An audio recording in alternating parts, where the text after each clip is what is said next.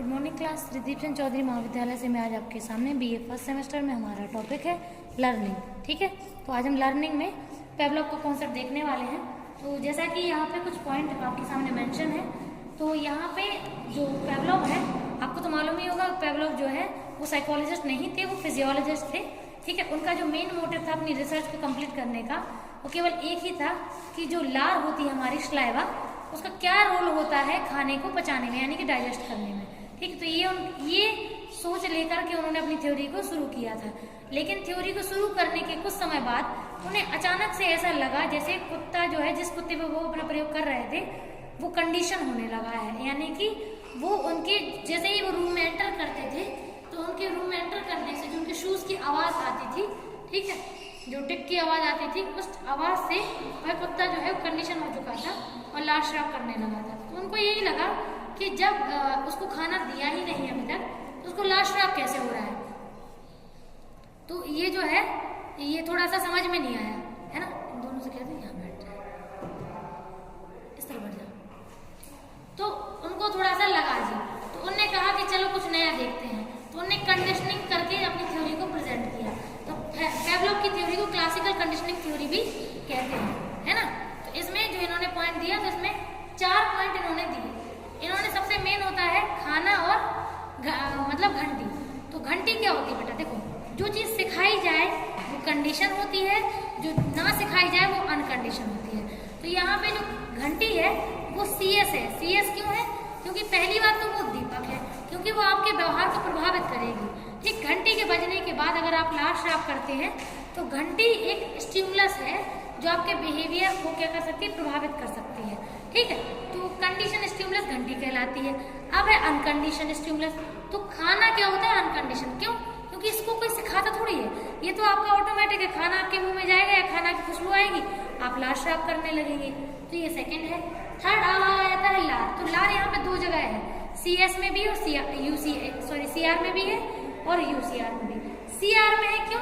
क्योंकि जब घंटी के वजह से अगर आप घंटी के लिए लार श्राप करेंगे तो CR कहलाएगा, और अगर आप खाने के लिए लार श्राप करेंगे तो UCR कहलाएगा। तो ये कुछ 4 पॉइंट है।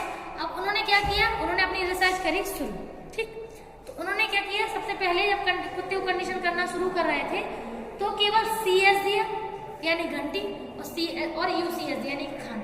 स्टार्टिंग के 10-15 ट्रायल 20 ट्रायल तक उनने CS और UCS दिया।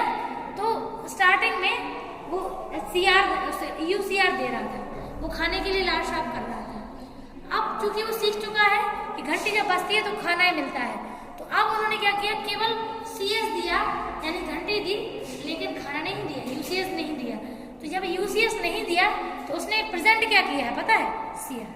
क्यों? क्योंकि अब वो घंटी के लिए लार श्राप कर रहा है, खाने के लिए नहीं। खाना तो उसको चाहिए ही है, लेकिन उसको ये लग रहा है कि अब घंटी बज गई तो खाना तो मिल ही जाएगा। तो यहाँ उसने कंडीशन स्टिमुलस के लिए कंडीशन रिस्पॉन्स प्रेजेंट कर दिया।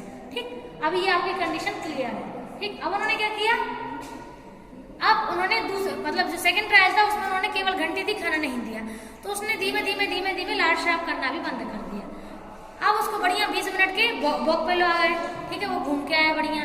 जब घूम के लेके आए तो उन्होंने देखा जो विलोपन वाला जो पहला पॉइंट है जो नीचे मेंशन है, विलोपन वाला पॉइंट तब आता है जब वो केवल घंटी देते हैं और खाना नहीं देते हैं, तो वो लार श्राप भी नहीं करता है, तो विलोपन हो जाता है। अब जब वो 20 मिनट का ब्रेक लेके घुमाने ले गए, घुमाने लेके वापस आए, तो स्वतः पुनर्लाभ का पॉइंट देखा उन्होंने। घंटी दी, खाना नहीं दिया, लेकिन उसने लार श्राप किया। कहीं ना कहीं उसके मस्तिष्क में सुरक्षित था कि उसको खाना मिल ही जाएगा, तो उसके दिमाग में वो चीजें आ गई, तो उसको कहीं ना कहीं हमें लाभ मिला, यानी कि स्वतः पुनर्लाभ कर लिया। अब थर्ड है सामान्यीकरण। उन्होंने क्या किया, 2 घंटियां बजाई, एक धीमी और एक तेज। तेज घंटी पर खाना देते थे, धीमी घंटी पर खाना नहीं देते थे, लेकिन वो लार श्राप दोनों पर करता था, क्योंकि उसको ऐसा लगता था कि दोनों घंटियां जो है, मतलब कोई भी घंटी, मतलब घंटी बज रही है, कोई घंटी से उसको समझ ही नहीं आ रहा था। उसको तो दोनों घंटी एक जैसी लग रही थी, तो दोनों पर लार श्राप करता था। एक पर खाना मिलता था, एक पर नहीं मिलता था। ठीक, अब धीमे धीमे वो समझ गया कि धीमी घंटी पे वो खाना नहीं दे रहे हैं, तेज पे दे रहे हैं, तो उसने विभेदन कर लिया, यानी कि वो बांटना समझ गया कि उसको किस पे लार श्राप तेज घंटी पे करना है, धीमी पर नहीं। ठीक, अब ये 4 पॉइंट इनकी कंडीशन के क्लियर है। इस तरीके से उन्होंने मतलब कंडीशन को शुरू और खत्म किया। ठीक, शुरुआत की और कंडीशन खत्म भी हो गई।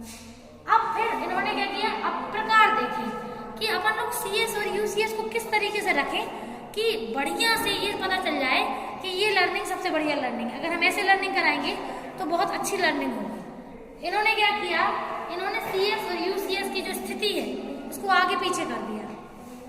जैसे पहली है सिमुलटेनियस कंडीशनिंग, तो इस प्रकार में इन्होंने क्या किया, इन्होंने घंटी और खाना बिल्कुल साथ साथ दिया, उनको हवा के साथ साथ दिया, साथ में बिल्कुल ठीक।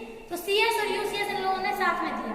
तो इसमें क्या हुआ, अब उसको उतना एक तरीके से मतलब घंटी पे उसका ध्यान गया तो होगा लेकिन उतना ज्यादा नहीं गया होगा, क्योंकि खाना और घंटी साथ ही मिली है तो खाने पे ज्यादा ध्यान गया होगा ठीक। पूरा कंसंट्रेशन उसने खाने पे कर दिया होगा। अब सेकंड है डिलेड कंडीशनिंग। तो डिलेड कंडीशनिंग में उन्होंने क्या किया, CS देना शुरू किया, CS चलता रहा और चलते उन्होंने उसी के साथ में उन्होंने UCS दे दिया ठीक। अब UCS साथ में दे दिया, जैसे UCS देना खत्म हुआ तो घंटी भी उन्होंने बंद कर दी, CS भी दिया, बंद किया। तो यहाँ पे CS शुरू होने से CS खत्म होने तक फूड का प्रोसीजर चल रहा था। तो जब दोनों साथ चले तो ये कंडीशन सबसे बेस्ट मानी जाती है, क्योंकि इसमें जो पहले घंटी स्टार्ट कर देते, CS स्टार्ट कर देते, तो UCS पे ज्यादा प्रभाव उसका नहीं पड़ता है ठीक।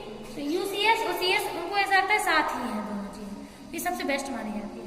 थर्ड है ट्रेस कंडीशन में क्या किया इन्होंने पहले घंटी दे दी, फिर उसको बंद कर दिया और लास्ट में UCS दे दिया, यानी कि खाना ठीक। तो यहाँ पे दोनों के बीच में कोई कोरिलेशन बैठ ही नहीं पाया, तो ये ठीक है लेकिन उतनी अच्छी भी नहीं है। और लास्ट है हमारा UCS मतलब बैकवर्ड कंडीशनिंग, उसमें इन्होंने पहले खाना दे दिया और थोड़े समय बाद घंटी बजा दी। तो ये तो और ही बकवास है, क्योंकि ऑलरेडी उनको खाना तो मिल ही चुका है, उन्हें घंटी से क्या ही लेना देना है ठीक। तो ये पॉइंट कुछ इस तरह थे। कोई भी दिक्कत हो तो बता दीजिएगा। ये थ्योरी कंप्लीट होती है पेवलव की। Thank you.